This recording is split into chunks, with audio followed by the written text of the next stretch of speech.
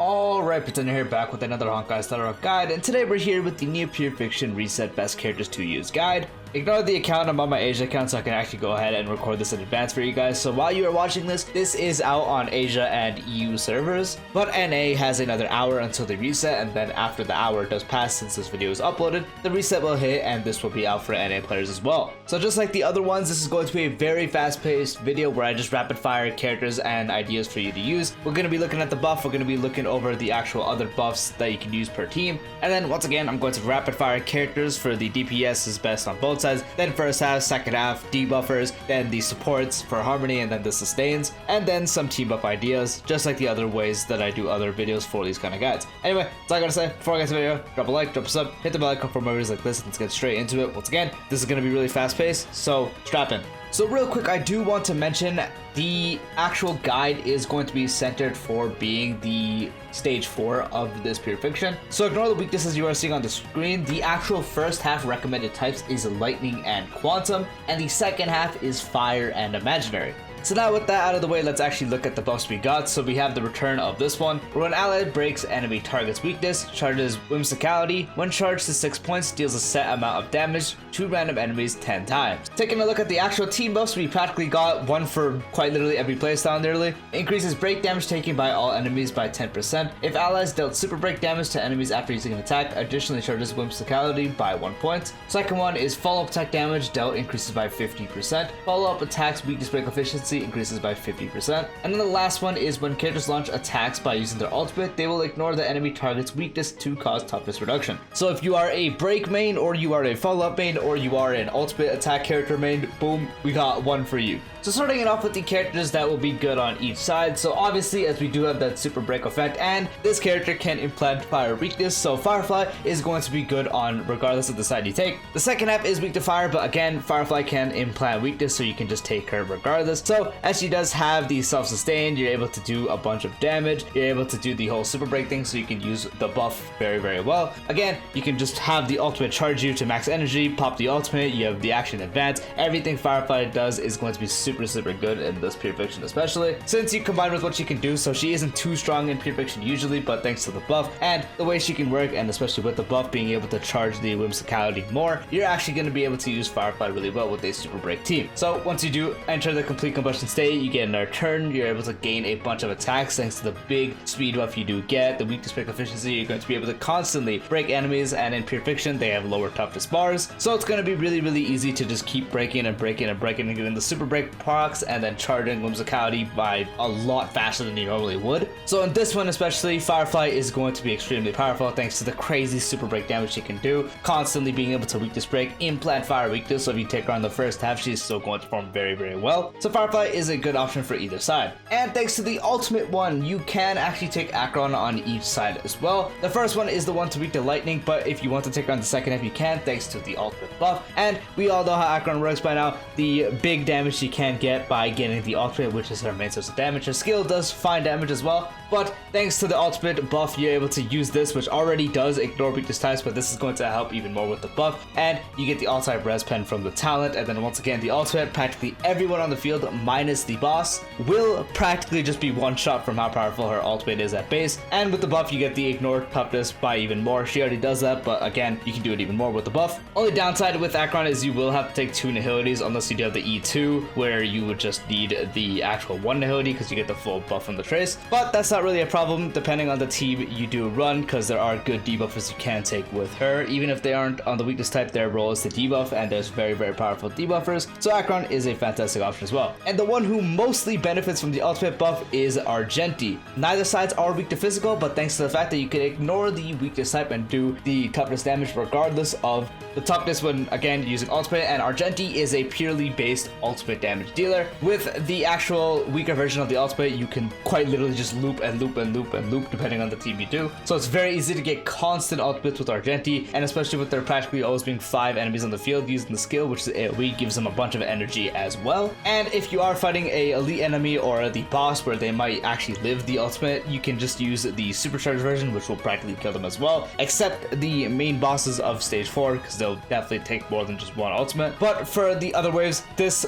looping ult will practically destroy them. Again, you also gain crit rate from the stacks here, so very easy to deal really solid damage with him. He's going to break them thanks to the actual buff. So Argenti, fantastic option for either side. As for the first half, as they're finally weak to Quantum, Zele just like is going to shock a lot of people, but she is really good in Pure Fiction if the circumstances are right. And this one is actually weak to the Quantum element, so she can do increased damage. She doesn't benefit too much from the actual buffs, but from the fact that she gains so many turns thanks to Resurgence, and you're able to do a bunch of damage off her skill. You can constantly trigger the entanglement effect, which is the Quantum weakness break, and then the ultimate does a bunch of damage, so an elite enemy practically just gets killed by the ultimate. She is the one single target character that works very well in Pure Fiction, once again thanks to the actual Resurgence, which gives her an extra turn, and if you do the whole setup, you can gain up to like 4 attacks in a singular turn, where it's like you skill, and when that skill kills, you pop the ultimate right before that, you kill the enemy with the ultimate, and then you get an additional 2 turns. Very powerful character if you do have a decently built Zele, because she's able to kill the enemies since the smaller enemies are weak, which will allow her to constantly proc Resurgence. So Zele is another good option for the first half. Jingwan is another character you can use on the first half, as this one also does benefit follow-up attacks, and as they are weak to lightning and he is lightning, he's going to be able to benefit off that. His actual skill doesn't really do damage. His ultimate can do damage, but they're mainly to charge up the actual talent for the Lightning Lord hits per action. Since playing it properly, getting 10 hits per action on your Lightning Lord, and when it does proc via the talent and it is the turn on the action order bar, anyone on the field will practically be one shot, including elite enemies if you do have a proper build Jingwan. Bosses will obviously live because you know they're tankier, but any small enemy with 10 hits per action from a Lightning Lord and elite enemies will practically just get destroyed by this, especially since once again they're weak to lightning, so you're able to make use of the weakness break efficiency the follow-up buff provides, and since Lightning Lord is also counted as a follow-up attack, you get the 50% damage dealt, so you gain a lot from that. So Jingwan is another good option for the first half. Jade is another fantastic option, probably the best one depending on the actual team you do, since they are weak to Quantum, so she can also benefit from the weakness break efficiency, and once again increase from follow-up attack, which is her main source of damage. So pairing her with another character that can charge her, and as she would practically just be banned beside a AoE character or single target if you do have the E1, buffing them so she doesn't really attack much, you just have the setup thanks to the actual action forward on the bonus trace, and then you set up the skill, you increase an ally speed by 30, you have the additional Quantum damage dealt while consuming HP, but it's barely consuming any HP, so you don't have to worry about dying. And then her ultimate follow-up attack, both being AoE, allows you to do a lot of damage to the top disc and practically always break as well. And with the follow-up attack especially, is practically always going to kill any smaller enemies and deal a lot of damage, especially when you do use the ultimate to enhance it, because once you enhance the follow-up attack, it's going to do a lot of damage. If you have a decently built Jade, that can go up to 300k or higher, which will practically be enough to almost kill any elite enemy, and even kill them if your Jade is strong enough, and then any smaller enemy will get destroyed. And once again, her also being the AoE from the ultimate, the follow-up attack, and also having a blast basic attack all plays really well. So in Pure Fiction for the first half, she is going to be the best option for the first half you can do depending on your team. For the second half, as they are weak to fire, Himiko is nonetheless going to be one of the best options you can do, being able to actually benefit off the follow-up attack bonus as well thanks to her victory rush, which is the main thing. When you do inflict an enemy with weakness break, you get the charge, and with the proper team, it's going to be very easy to weakness break enemies, especially in Pure Fiction with the lowest toughness, so you can get the victory rush stacks very quickly. The ultimate is practically also going to nuke, and for each enemy defeated you get more energy back, so potentially allowing you to ultimate more often. The victory rush also being AoE, allowing you to just practically destroy the field when it does proc, making Himiko a very good option, or if not the best option for the second half. March is a fantastic option as well thanks to the consistent amount of attacks she can do plus her buff, so pairing her with another character, even someone like Himiko or just someone that can get a good amount of attacks off to charge up March, she's going to be able to do a good amount of toughness damage, giving the Shifu speed buff and also dealing additional damage or the toughness reduction increase depending on which type you give the Shifu buff to. You're going to be able to do a lot. Anyone you choose to hit with the enhanced basic attack will probably just get absolutely destroyed. Same with the ultimate, because both of them do really solid damage, and then you also get the stacks that allows you to actually get the enhanced basic attack, especially with her buffing capabilities thanks to her A6 is going to be really good, especially when you pair her with another main DPS. So for the most part, you want to pair March with someone else, and she is quite literally a free E6, so you get access to a follow-up attack, you gain access to a speed buff, more energy, and then increasing increasing her own enhanced basic attack damage by 50% or the crit damage dealt after you do use your ultimate. So March is another fantastic option. Topaz is another fantastic option if you are running a follow-up attack based team, thanks to the fact that she's able to inflict the debuff of the Proof of Debt, which makes enemies take 50% more follow-up attack damage. And since they are weak to fire, she's going to be able to lower the toughness bar very easily, and since she attacks a lot thanks to Numby, it's practically going to shred through any smaller enemies, so you're able to charge up the Whimsicality effect very often. And then once you do use the ultimate to enhance Numby, you get even more damage off that, allowing her herself to easily deal with elite enemies as well. And then once again, mainly for the follow-up attack increase, so when you're attacking the boss or an elite, the other follow-up attack character that's the main DPS you're going to pair her with is going to absolutely shred through them, making Topaz another great option. As for the debuffers, so Jiaoqiu is going to be better on each side, but these characters you mainly run if you are doing something like Acheron, since she does require the 2 Nihoti debuffers, so outside of Acheron teams, you're not going to see her too much depending on the team you do. But debuffers Jiaoqiu for the second half is going to be better, mainly for Acheron teams thanks to the ultimate vulnerability and regular vulnerability he provides, and also being able to constantly apply it to enemies walking into the stage, being very easy to set up as well. He is a great option. Pela's ultimate, giving exposed to quite literally every enemy on the field, having the 40% defense lower, is going to be helpful for that little wave you do, and it's easy to get it back thanks to the amount of energy you can get. And then Black Swan is another great option as a debuffer thanks to the skill being Blast and being able to lower those 3 targets' defense by 20.8%. So these are the main 3 debuffers you would end up using. For the Harmony supports, no shocker about it, Robin is going to practically be the tied for the best one. She works on any team you do use besides Break, giving you damage dealt by 50%, giving everyone a big attack percent buff, and also giving everyone another turn so you can get even more output is very broken on its own. On top of that, you get the additional physical damage, which can help you wiggle down enemies even faster, and you also increase everyone's crit damage by 20%, and if you are running on a follow-up attack team, which for the most part you will, you increase the follow-up damage, crit damage dealt by 25%. Everything Robin provides is super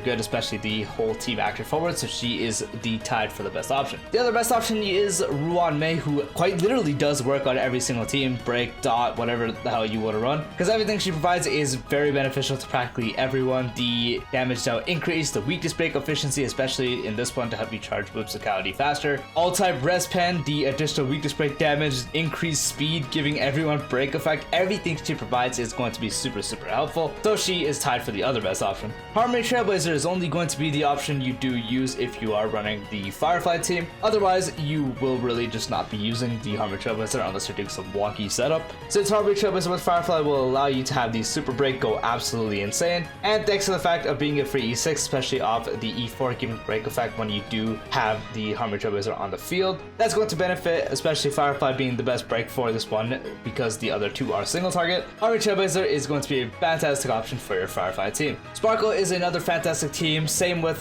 Bronya if you are running a hyper carry team. Sparkle is a little more comfy since you do have the skill buff and crit damage and giving in 50% action forward, which tuned correctly can be a full turn, giving you a bunch of skill points so you do not have to worry about skill points, and you overcap the skill points by 2, getting damage dealt, increasing the talent's damage dealt effect when you do pop the ultimate, also giving everyone attack, and if you are running around Mono Quantum with the Zele, you give everyone even more depending on how many Quantum characters you do have. So Bronya also gives you the debuff cleanse, so if you're debuff good, you get the increased damage in a full turn, so you don't have to worry about the 50%, so just a full turn, giving everyone attack percent and a crit damage increase for your entire team rather than just one person. The only difference is with Bronya, you have to worry about skill points depending on the team you are doing, so definitely keep that in mind. With Sparkle, you can just blow away the skill points out the roof. So for these 2, really good options for your hyper carry. If you are running a character that wants energy stuff, so if you are running someone else, Tingyun can be great thanks to the fact that she provides a lot of attack and also a bunch of energy, or I should say damage increase, and then the skill actually provides the attack based off her own, and the benediction effect for additional lightning damage is very solid. And then Asta is another good option you can use thanks to the big increase she gives to everyone for speed. 50 speed is really good, allowing you to get a bunch more turns, and you're also able to increase everyone's attack, so she is another decent option you can use. As for the sustains, Aventurine is going to be obviously the best one as he has a follow-up attack and is able to make use of either ones of the buffs you do use, being the ultimate one or the follow-up one, which with him, for most likely you're going to be using the follow-up one. He makes your team immortal, so you practically don't have to worry about dying, and then you also have the follow-up attack on top of that, and when you're out fighting an elite or boss, you can pop the ultimate on them, making them take increased crit damage by 15% thanks to the unnerved debuff. And then he, once again, with the follow-up attack can help your team a lot, being able to deal decent damage. He is the best option you can use. use. Linksha, I'm only going to mention her because she is quite literally a day or two from releasing, so I will mention her if anyone wants to use her on here. She's going to be the other best option thanks to having practically the fire weakness, so on the second half if you take her, she's going to cook really well. If you take her on a super break team, it really doesn't matter what team you take her on, she's going to be really good because she heals you so much. And then especially with Fuyuan attacking, so on the second half with the fire weakness, you're going to be able to deal toughness with them, especially paired with Firefly, you're going to be able to absolutely cook. Because if you take her with Firefly and you take them on the first half, Firefly is going to implant the fire weakness, so Linksha can also cook very, very well. And then also the break damage increase from the befog effect is going to be very, very beneficial. Practically, not going to talk about this too much. Gallagher is another best option thanks to the same reasons of Linksha. Obviously, Linksha is a bit better thanks to being more premium, but him being able to attack a lot thanks to the way you build him, and then the Basada debuff being a worse version of the befog, being able to get the enhanced basic attack to do more and help you wiggle down characters just like Linksha can. Gallagher, another fine option. Wolfo is another great option if you are running her on a team where they can benefit from the 20% energy given and the big attack percent increase. Thanks to this ultimate, she is practically a budget harmony character, and you get the Dispel debuff, you get a bunch of healing off her as well, and then thanks to a really, really good talent, you practically don't have to worry about being debuffed, and again, you get a bunch of heals. Wolfo, great option. Bushwan is another really, really good option thanks to the crit rate, also being a practical mini harmony character. The damage mitigation, which if you aren't worried about getting hit by one big hit, because she takes the damage taken by her teammates and directs it to herself, which in Pure Fiction you don't really have to worry about that. She just comes to mitigate the damage, and then you have the charges, which when she does fall below the certain threshold, she restores up to 90% of her HP, and then giving everyone crit rate if you are running on a crit team, which for the most part you will, is going to be really good, and then giving everyone max HP is also very, very good. And then for the ideas to take what buff on what team, it's very, very self-explanatory this time. The first one you take on your Firefly team, or if you're doing some jank team for some reason with break and the Harmony Trailblazer, then you can just take it anyways. The second one is the one you take if you're running a follow-up attack team, and then the third one is the one you take if you are running an ultimate based team, so someone like Acheron or especially Argenti. And yep, that is the guide. Hope you guys did enjoy. Again, very fast, I know. Comment down below which teams you are using to help other players if you do use something else, and then which buff alongside that. Anyway, again, hope you found the video helpful. Peace out.